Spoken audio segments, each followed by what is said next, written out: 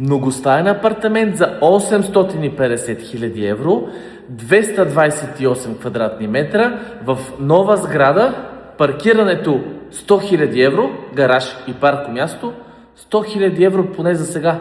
Скоро става зелена зона. Затягайте коланите, 200 квадратни метра застроена площ. Това е първата баня с туалетна. Разполагаме с 3 бани с туалетни в този имот. Стая, хоум офис, спалня, част от дневната, според нуждите на новите обитатели.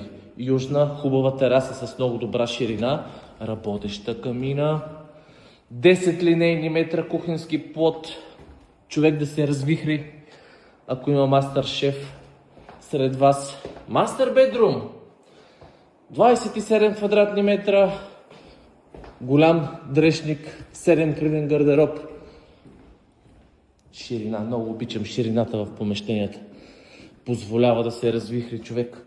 Тук не е кухненския бокс, мокрото помещение.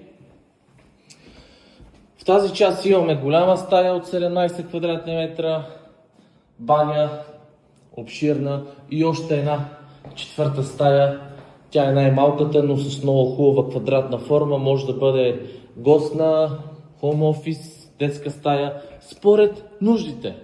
Така как ви се струва този имот? Цената през квадратен метър е като за панелен блок в квартал Дружба.